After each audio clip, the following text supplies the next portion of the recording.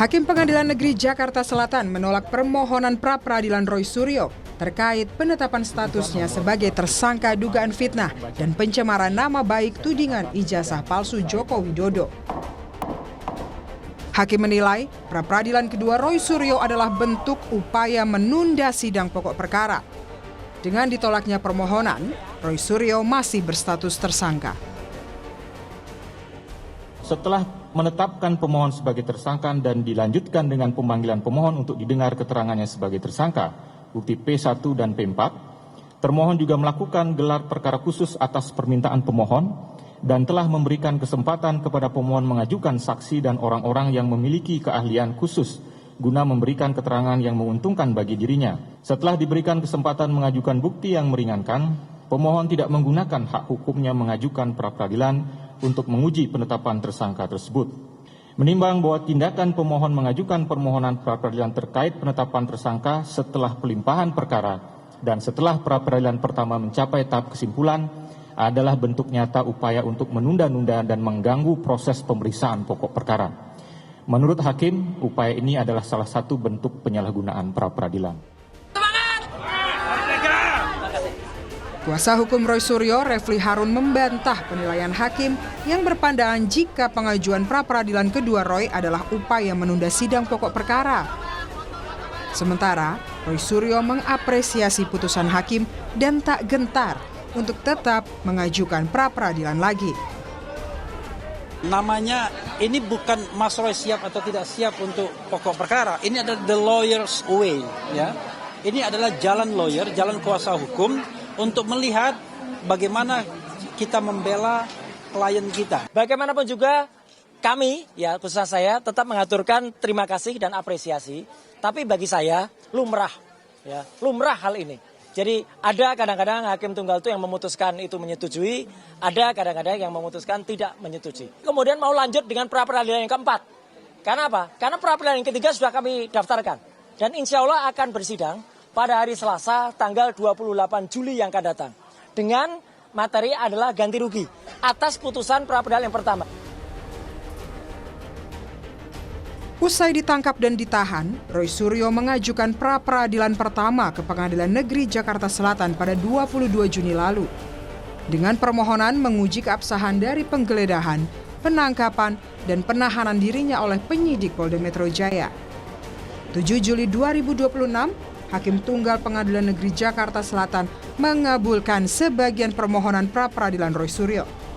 Hakim menyatakan penggeledahan, penangkapan, dan penahanan Roy Suryo dinyatakan tidak sah.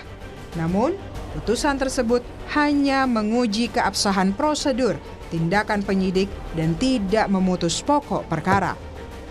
Pada 15 Juli lalu, Roy Suryo kembali mengajukan pra-peradilannya yang ketiga ke Pengadilan Negeri Jakarta Selatan. Sidang perdana permohonan ketiga yang digelar pada Rabu pagi terpaksa ditunda karena ketidakhadiran pihak kejaksaan.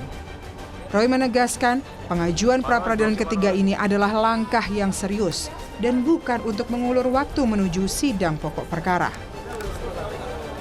Kami sangat serius sebenarnya dalam mengajukan pra-peradilan ketiga ini. Tapi teman-teman tahu sendiri ya, Hakim Tunggal yang memimpin ini alhamdulillah sama lagi ya, yaitu Pak I Ketut Darpawan. Ya, nah ini teman-teman nanti bisa melihat apakah putusan dari Hakim Tunggal ini akan sama seperti yang pertama atau yang kedua kemarin. Kalau beda dengan yang pertama, ini akan menjadi lucu banget. Ya, karena waktu itu belilah yang sebenarnya memberikan kesempatan kepada kami untuk mengajukan ini dalam pra-peradilan yang terpisah. Jadi ini bukan kami yang kemudian menunda-nunda. Ya, kok kami baru sekarang, kok nggak sekalian kemarin. Putusannya itu adalah boleh diajukan secara terpisah dalam waktu 14 hari maksimal. Dan kami sudah melaksanakan itu sesuai dengan putusan pra-peradilan yang pertama. Sementara dari pihak Jokowi, tengah mempersiapkan sidang kasus dugaan fitnah dan pencemaran nama baik dengan Roy Suryo dan Tifauziah Tiasuma. Jokowi mengadakan pertemuan dengan sejumlah teman kuliah semasa menjadi mahasiswa UGM. Pertemuan ini jadi persiapan mengikuti persidangan sebagai saksi. Reoni Pak. Reoni senang ya Pak ya? Ya, mempersiapkan diri dan rekan-rekan saya seangkatan. Persiapan saksi sidang ya? Iya, betul. Siap, sehat selalu Pak Jokowi.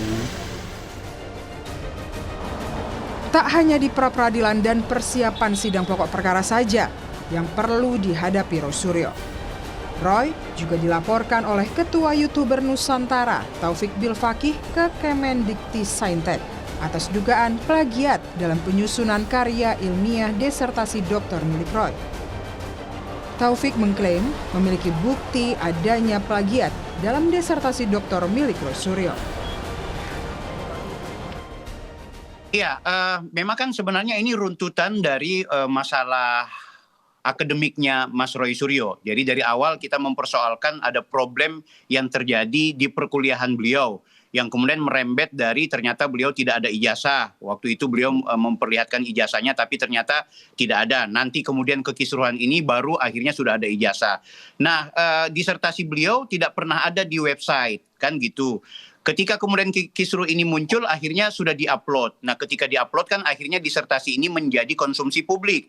Ketika menjadi konsumsi publik, terutama di insan akademik, banyak sekali teman-teman dosen dan teman-teman akademisi itu melakukan penelusuran. Ternyata disertasi Mas Roy ini itu diduga sangat kuat ada plagiarisme, di mana setiap bab itu punya unsur presentasi tertentu. Artinya ini sudah memenuhi unsur lebih dari 20% sebagaimana standar dari karya tulis ilmiah terutama disertasi. Itu di beberapa kampus punya standar masing-masing. Tapi secara umum yang namanya plagiarisme itu paling tinggi itu cuma di angka 20%. Sementara Mas Roy sendiri dalam dugaan kami yang kemudian kita lakukan penelusuran itu sudah mencapai di atas 60%. Sementara Roy Suryo melalui akun media sosialnya membantah soal plagiarisme. Menurutnya, karya disertasi telah diunggah di repositori kampus dan saat ini tidak ada masalah. Karena saya sudah mengunggah mandiri repositori kemarin, ya gitu. Memang baru saya unggah dan itu tidak ada soal. Kapan saja orang juga bisa mengunggah, tidak ada persyaratan. Dan yang jelas, kalau sudah diberikan juga disertasinya, sudah mengunggah itu clear. Tidak ada soal yang diperebutkan oleh para termul yang katanya saya kena aturan. Aturan itu berlaku untuk tindak kejahatan atau tindak pidana akademik. Jadi tindak pidana akademik itu misalnya orang plagiat, orang mencuri data, orang kemudian menggunakan tesis atau menggunakan disertasi orang lain. Enggak semuanya ada. Saya akan kickback orang-orang yang telah memfitnah itu.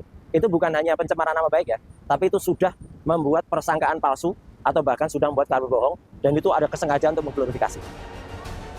Disertasi yang disoal dan drama pra-peradilan nampaknya harus dihadapi tersangka kasus ijazah Joko Widodo, Roy Suryo. Termasuk yang teranyar, soal pra-peradilan jilid 3 yang diklaim bakal serius dengan sejumlah bukti-bukti. Tim Liputan, Kompas TV.